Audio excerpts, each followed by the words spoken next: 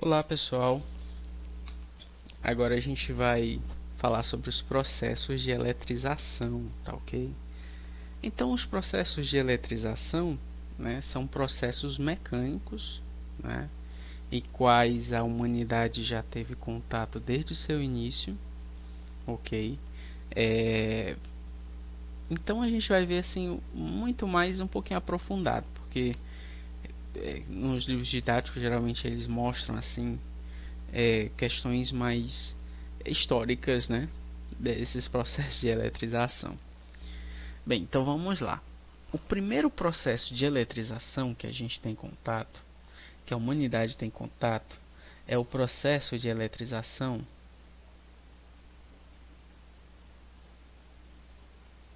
eletrização por contato, aliás, por atrito de materiais diferentes. Ok, então você lembra lá no início da nossa aula, se você tiver uma canetinha, tá? E tiver um papel, e aí você pega um pouquinho do papel, rasga ele, põe em pedacinhos pequenos. No restante você vai friccionar ele no corpo da caneta. Se for uma caneta aí dessas Bic, né, dessas esferográficas, fica até melhor. Então você esfrega, esfrega, esfrega, mas não é esfregar só de de brincadeirinha, assim, vamos dizer, né? Você tem que esfregar com força, assim, com uma intensidade a ponto de esquentar. Quando você pegar o corpo da caneta após esse processo e aproximar dos pedacinhos de papel, você vai ter um comportamento, né? Você vai ter um comportamento aí que é de atração da caneta e esses pedacinhos de papel, tá ok? Tá bem? Esse foi o primeiro, tá? Então vocês vão ver que na Grécia Antiga, os homens lá, né, eles esfregavam. Isso aqui é um grego. A cara dele aí. Ser ou não ser? Eis a questão. Isso é Shakespeare, né? Não é nem um grego.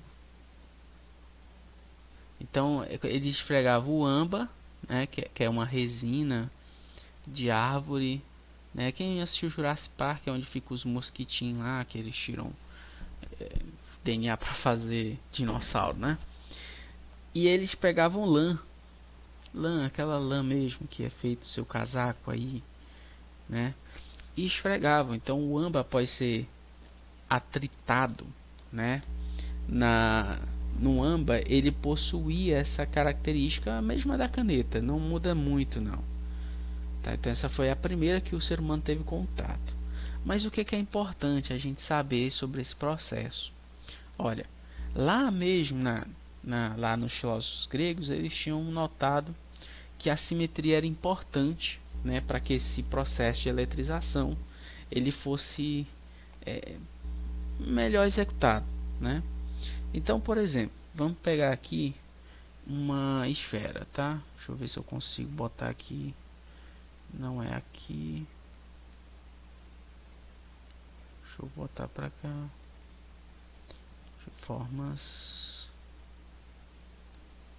Uma esfera não, vou pegar um círculo. Tá aqui um círculo. Desse tamanho tá bom. Deixa eu afastar mais para cá. Pronto. Então você imagina esse círculo de forma que ele esteja carregado, tá? Então você imagina que ele esteja positivamente carregado. Aí a gente sabe que quando ele está positivamente carregado ou negativamente carregado, esses corpos esféricos, né, eles tendem, não só os corpos esféricos, mas aqui por uma questão de simetria e de aprendizado, tá? Esses corpos eles tendem a expor, né, esse excesso de cargas aí. Nesse caso ele está com um excesso de cargas positivas, quer dizer que ele perdeu elétrons, né? Então ele tende a exercer, a jogar, vamos dizer assim, jogar essa quantidade de cargas em excesso aí, no caso os prótons em excesso, porque perdeu elétrons. Eu sempre vou bater nessa tecla. Ninguém perde e ganha prótons, não. A gente ganha e perde elétrons, viu? Então ele joga para a parte externa, tá ok? Isso é uma coisa muito importante quando a gente for trabalhar a ideia de campo elétrico, tá? Uma coisa que eu não falei ainda, e eu vou falar aqui só como um asterisco.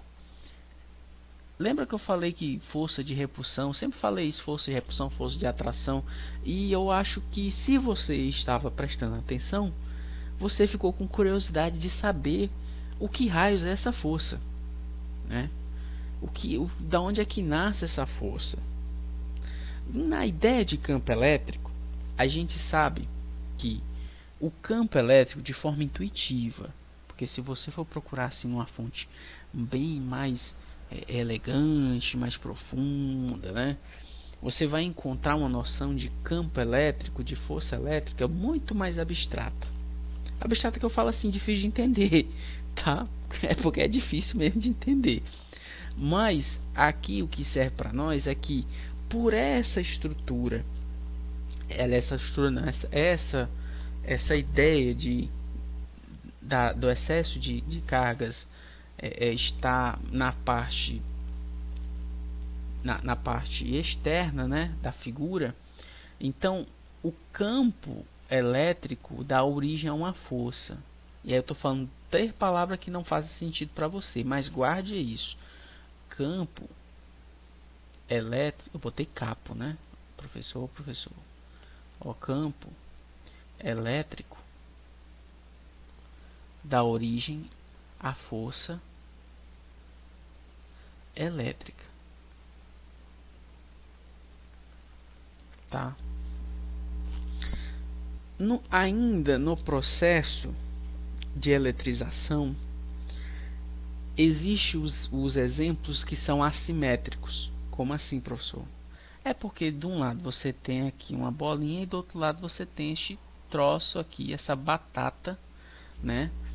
Muito antissimétrica, né? E aí você se pergunta, professor, nos objetos antissimétricos, né, que não tem essa simetria, por exemplo, dessa esfera, finge que isso não é um círculo, tá? É uma esfera.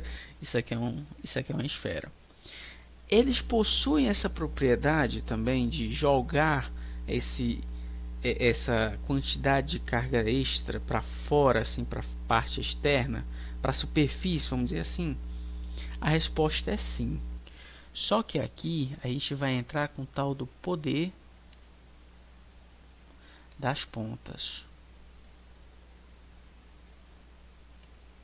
tá? Professor, como assim poder das pontas? Vamos supor que esse camarada ele está eletrizado negativamente.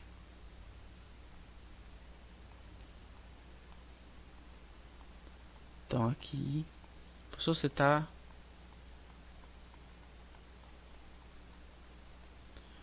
está desenhando a quantidade de elétrons meio estranho.